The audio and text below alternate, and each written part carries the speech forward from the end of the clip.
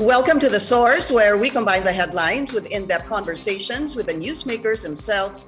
I'm Pinky Webb. Today on the program, 4 presidential candidates debate for the first time on a network owned by embattled televangelist and Marcos supporter Apollo Quiboloy. Comelec reminds candidates to follow campaign health protocols following reports of violations. And with a tight race for the Senate, what are the candidates doing to enter the elusive Magic 12 winning circle? Senatorial candidate Antonio Trillanes joins us live.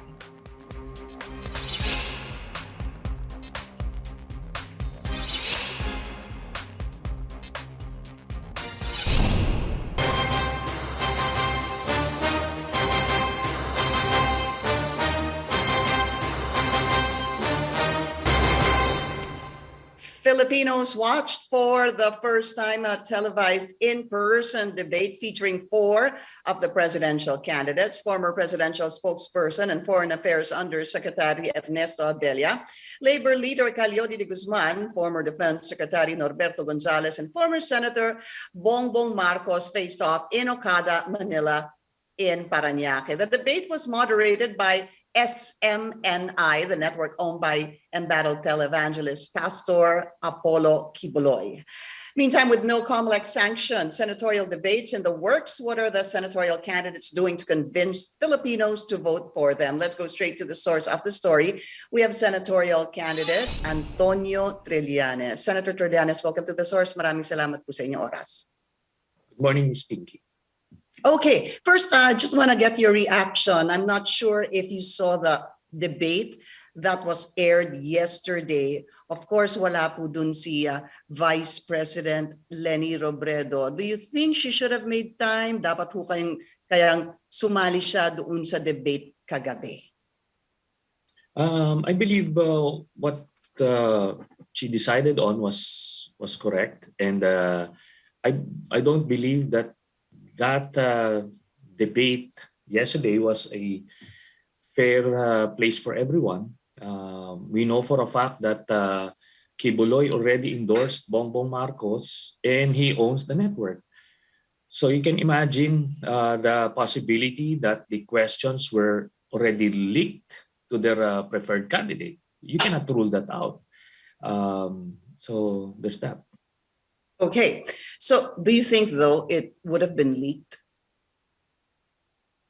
Probably. That's the kind of game these people play. They were never known to play fair all throughout their political careers. So that's the assumption already. Okay, I was able to watch yesterday on your Facebook account. I want to go to the Pulse Asia survey that came out very recently. Lumabas ho kayo sa Facebook sa inyong account at nagbigay po kayo 5 reasons why you said we shouldn't believe the recent Pulse Asia survey. I'll enumerate them if you don't mind, Senator. First, sabi mo, Yes. dismal track record. Pangalawa, sinabi niyo, flawed methodology. The third, you said that the internal survey refutes the Magdalo survey. Okay. Yeah. Number 4, tinawag niyo pong not real time. At number 5, it contradicts what you feel on the ground. Dadaanan ko lang po ito as fast as I could. What is the problem with this Pulse Asia survey? First of all, why did you say that hindi ho ito dapat paniwalaan dahil dismal po ang kanilang track record? Okay. For those who can't remember what happened in 2004, ginamit ang Pulse Asia and SWS ni GMA para mag-trending, to condition the minds na mananalo si GMA. And ultimately, nandaya si GMA. And she admitted it publicly, nag-apologize siya. She was caught on tape. Ngayon, yung results ng Pulse Asia and SWS contradicted the actual results found by NAMFREL. Kaya yun, mabigat yun. Mortal sin yun sa mga survey outfits. So lumabas na ron na compromise sila, and they can be compromised. Nagpalit pa nga na leadership yung Pulse Asia because of that fiasco. Yung SWS no, nag-apologize pa si Mahar Mangahas because of what happened, and nag-pledge siya ng papalitan nila yung kanilang field research team, ano? And that's the point, ano? Ina-outsource nila yung kanilang field research. So they cannot guarantee the integrity of what's happening on the ground. Ina-outsource lang nila, sina-subcon lang nila yun. So, yun ang problema doon.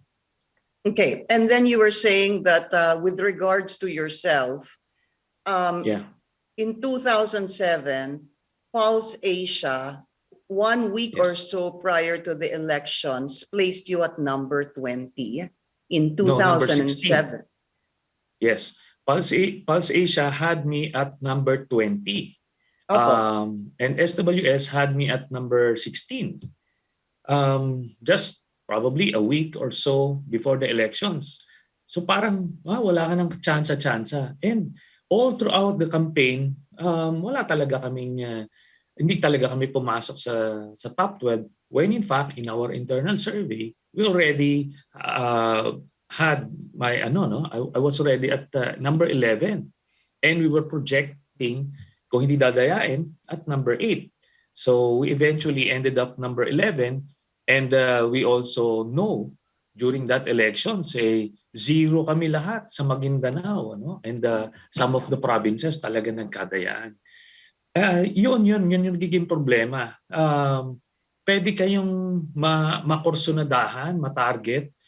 Depende yan. Nung panahon ni Pinoy, hindi naman ganyan yung laro ni Pinoy, hinayaan sila. Pero ngayong panahon ni Duterte, talagang ginamit din sila para to prop up the numbers of Duterte and project na parang super popular si Duterte. Of course not.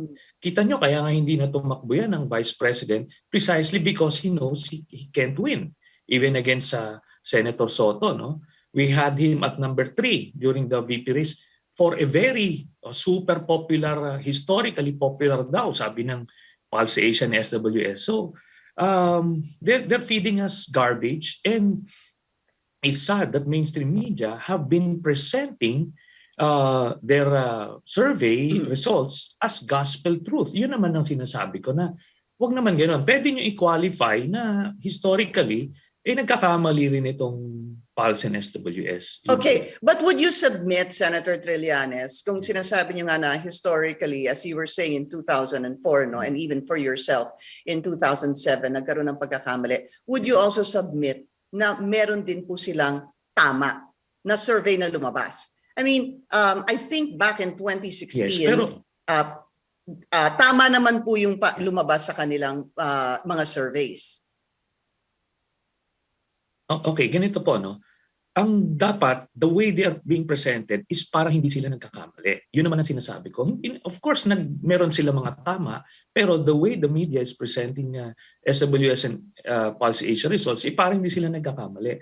Noong 2010, ang sabi ng Pulse Asia, ang mananalo si Marojas by 11%. Pero nanalo si Binay. Di ba?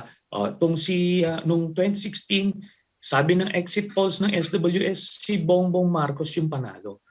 Pero si Leni Robredo yung panalo. Accuracy kasi ang importante dito. At yun ang sinasabi natin, hindi sila infallible. That's what I'm saying.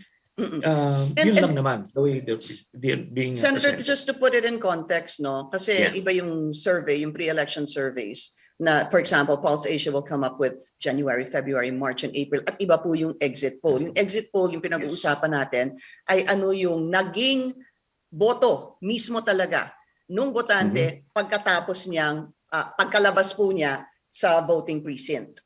Yes. Yes. Okay. Number 2. Yun po. Yeah. Okay.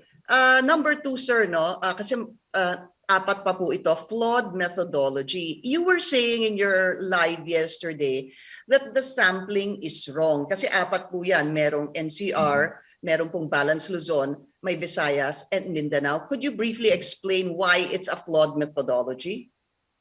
Okay. For students of quantitative research, they would know that in designing a sample for a survey, you should determine first if the sampling frame is homogeneous or heterogeneous. Yung homogeneous, ito yung pare-pareho yung voting behavior ng iba't ibang lugar. Obviously, in Luzon, Balance Luzon, iba-iba. If you get a sample sa Bicol, iba yan. It cannot represent the whole Balance Luzon. And conversely, yung La Union, hindi rin pwede. So kung ganyan, heterogeneous, you have to stratify further. Kukuha ka dapat ng sample sa iba't ibang lugar that is equitably distributed na corresponding to their actual percentage sa voting population. Ang ginagawa nila kasi sa Mindanao, they keep on getting samples from Davao City to represent the whole Mindanao. Kaya they end up getting a 99% approval rating ni Duterte sa Mindanao almost every single time. Kaya doon mo makikita na ano yun? That's statistically impossible.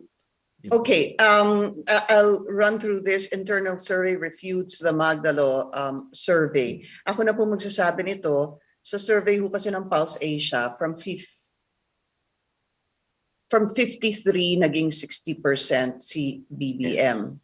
Ang sinasabi niyo po sa inyo sa Magdalo from 59 bumaba po siya to 53%. Kumbaga baliktad po yung nilabas ng Pulse Asia at inilabas po ng Magdalo. Here's a question, sir. Why should the public, what is the methodology and why should the public trust the Magdalo survey knowing that you were associated with the candidacy? You are supporting Vice President Leni Robredo. Okay. Well, itong survey namin is only for internal consumption. I was only forced to bring it up kasi nga gusto kong basagin yung propaganda nitong Pulse Asia. Hindi pwedeng ganyan, no? At yung sa amin, talagang kung mababa si VP o mataas si Bongbong, pinipresent namin, ano? Even sa camp nila VP, 59 si Bongbong nung November. Sabi ko, ganun talaga eh. 'Di ba? Pero bumaba siya. Iba kasi those who are analyzing surveys, hindi importante or it's not as important yung results ngayon. Mas importante yung trajectory. Saan ba siya nanggaling? Tumaas ba siya o bumaba? Para malalaman mo if your interventions are okay, kung yung interventions mo kulang or mali, no? Or you need to do more. Yung kay VP, tumataas siya consistently from 7% to 16% to 22%. So ibig sabihin nun, yung interventions sila nagkakaroon ng magandang effect on the ground. It's bearing fruit and then not real time. Yung sinabi niyo po that there's one thing that was quite interesting for me when you said not real time. This was conducted January 19 to 24. If you look at the Pulse Asia survey, nakasulat naman po doon lahat ng events that happened. And in fact, it was submitted there that it was the time that there was a surge up to about 39,000 in January 15. And then sinabi pa po that by January 19 to 24, tapos na po yung kanilang survey, no? Yung ginawa, that survey that they conducted. Point that you were trying to make, sir. It was the height of Omicron. At ang tanong niyo po, meron bang mga tao na magpapapasok sa inyo, papayag po ba yung publiko na papasukin ang isang magsusurvey at the height of Omicron? That was your point, right? Yes. And yun po, no? Kasi we were supposed to schedule our own survey during the third week on fourth week of January. Kaso nga, imposible. The conditions then were so impossible for the team, for the protection of the team, and yung travel restrictions, hindi ka talaga makagalaw. Kaya I'm questioning that. Baka nagtawag-tawag lang yan sa mga past respondents nila. Yun ang problema dyan. Okay. And then the fifth one is it contradicts what you actually feel on the ground. Here's the thing, Senator. The camp of VP Leni and Kiko Pangilinan, the camp of Bongbong Marcos and Sara Duterte, the camp of Pacquiao, Lito Atienza, Isko Moreno, Doc Willie, Ping Lacson, and Senator Soto would probably say the same thing. Ang init ng pagtanggap sa akin ng mga tao, ang hirap paniulaan na ganyan lang ako dito sa survey na to. The point being, it becomes very subjective. Ito pong, it contradicts what is actually happening on the ground. How do you explain that? Okay, merong yung Magdalo kasi, we have 200 chapters all over the country. Ginagamit namin ito na sounding board. It may be anecdotal, pero ito yung ginagamit namin to informally validate or invalidate yung surveys. no? Ngayon, we have been at it since 2010, no? Nakita namin yung feedback ng mga chapters namin on the ground, ng kay Pinoy, nararamdaman yung conversions, yung enthusiasm ng mga supporters. Then noong 2016, ganyan din naramdaman namin yung pag-angat ng mga suporta kay Duterte, no? So, meron kaming nagiging basis. Hindi lang ito parang kwentuhan ng mga pinsan mo kunyari sa probinsya o what. No. Hindi. We have sounding boards all over the country. Yun naman po ang sinasabi ko in comparison to the two recent presidential elections na nangyari. Okay. Senator Trillanes, we need to take a very short break. The Source will be right back.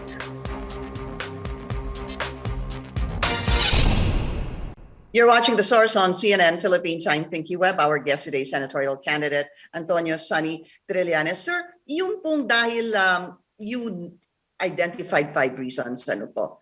Do you plan to take any action regarding these siguro firms that you have mentioned, SWS and Pulse Asia? I bring that up because I also read that sometime in 2010, si Bagong Bayan Party presidential bet, Senator Gordon filed a case against SWS and Pulse Asia because sabi niya po, they refused to disclose the details of their procedures, only indicating sample size and margin error, which is really plus minus 2%.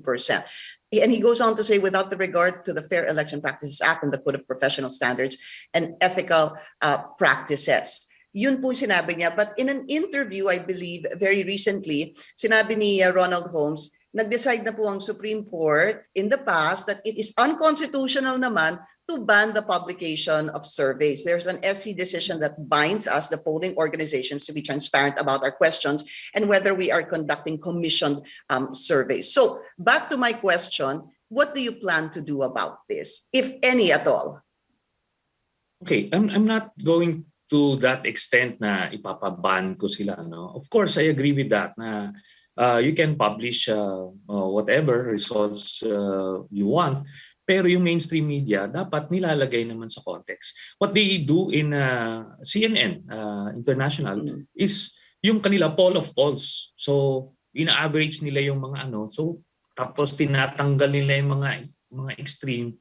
Kaya meron silang more or less average of the different mga pollsters.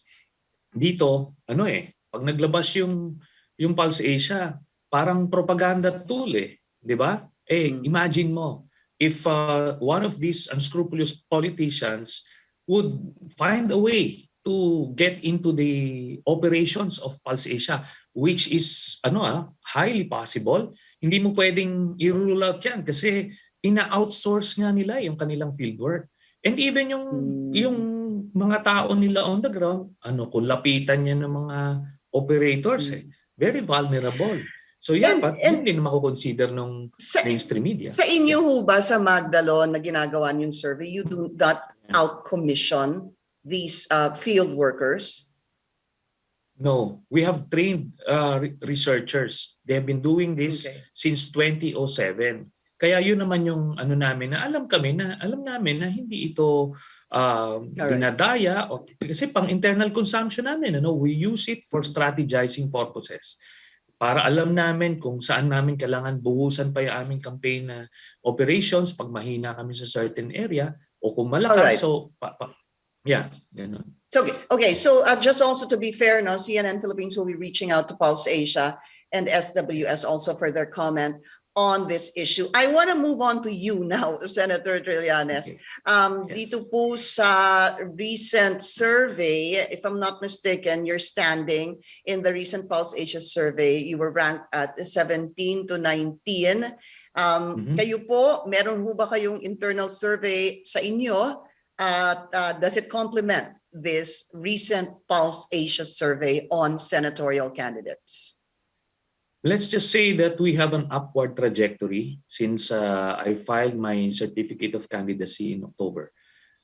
Yun na lang po muna ang sasabihin natin. Pero kita nyo yan dyan. Even in their results sa Senate, they had me at 27% nung nung December survey nila, then a month after, 17%. Parang hindi nangyari yan, ano? Even yung mga international pollsters, walang ganyang yung up and down na resulta. Dito mo lang makikita yan sa Pulse Asian SWS. Dahil nga, nagbabago-bago sila ng kunyari, let's say in Visayas, they would use in this survey, Tacloban to represent the whole Visayas. Then next survey, Cebu naman. Ngayon, kung maganda yung resulta mo sa Cebu, di mapaproject yun, may elevate ka. Yung mahina naman, di bababa yan. Ngayon, sa Mindanao, they keep on getting Davao as the sample to represent Mindanao. Talagang wala sila makikitang boto namin doon kasi since Duterte won, talaga mahina kami sa Davao. Okay. Kaya yun ang flawed nila. Methodology. Yeah, that's something we really need to ask also SWS and Pulse Asia, the points that you raised, no, sir. But going back to you, no, so top 12, do you feel this is a tough election this coming May to actually make it to the winning 12? Parang ang dami din ho kasing bumabalik at meron din pong mga kilala na katulad ni Raffy Tulfo na number 1 ngayon. How difficult is this race for you? Lahat ng elections po mahirap, Pero ang pinakamahirap talaga noong 2007 nung nakakulong ako, wala pong pondo, nothing. But we eventually won. It's just a matter of reaching out to as many people as you can, winning their hearts and minds. Yan po ang challenge sa bawat kandidato.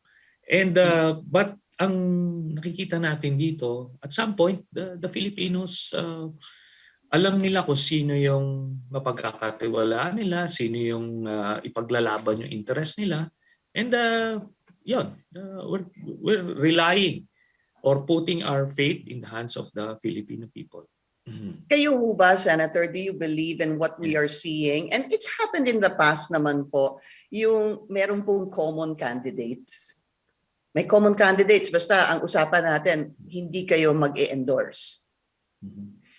Well, yung mga kasi dito, some traditional politicians, they rely on name recall. So ginagawa nila yan. Pero kaya pabor sa kanila. But it also shows kung anong klaseng sila, legislator, public servant, kanino ba? Sino ba yung itinutulok mo para sa ating bansa? Hindi man pwedeng wala kang tinutulak. Hindi pwede yun kasi meron mga kandidato na ikasasama ng ating bayan. So, what are you doing about it? Ngayon, ito naman yung regarding do sa earlier question nyo. We have seen elections in the Senate na yung mga number 1 or number 2 sa surveys ended up losing. And yung mga nasa number 17, yan sila Senator Grace Bo, sina Joel Villanueva, they ended up being 1 and 2, So lots of things can still happen in the course of the 90-day campaign. Opo, and to which of course there are still 82 or 83 days left, So I just need to take another short break. I want to ask you your priority bills in case you win in the Senate again. We'll be taking a short break. This is The Source on CNN Philippines. Please stay tuned. We're watching The Source on CNN Philippines. I'm Pinky Webb. Our guest today, Senatorial candidate Antonio Trillanes. Sir, if you win, bumalik po kayo sa Senado, ano ho ang inyong unang bill na ifa-file? Kung papalarin po tayo manalo sa Senado at kung papalarin din pong manalo si VP Lenny sa pagka-presidente, we will support yung kanyang economic stimulus package to revive the economy after the pandemic. Ito po, it's a comprehensive package na magbibigay ng grants and subsidies sa maliliit na negosyo at yung mga affected sectors like tourism, agriculture, and magbibigay din siya ng ayuda dun sa pamilya para yun nga maka-generate ng trabaho at ma-simulate yung economy. We need to have that passed within the first 100 days of the new administration. Ngayon, yung on my end, yung personal advocacy ko, anti-corruption, I'm going to push for the mandatory video recording and live streaming of all public biddings in all government agencies. And itong recordings na ito can be used in the administrative and criminal proceedings. Yan, mapapurnishan yung copies automatically, yung COA, Ombudsman, and yung national government for safekeeping. Yan, pag nangyari yan, it will remove mid-level bureaucratic corruption. I see.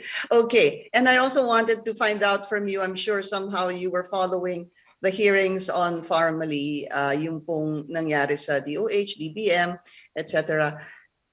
Kayo ba sabihin natin na magkaroon ng pagkakataon, manalo ho kayo, gusto niyo ba balikan itong hearing na to on Formally? Well, definitely, no? Formally among others. In fact, kung tayo papala rin, sisikapin natin na makuha yung Blue Ribbon Committee dahil maraming mga incidents of corruption na napagtakpan dito sa panahon ni Duterte. At alam nyo, halos lahat ng ehensya ng gobyerno ngayon may sindikato.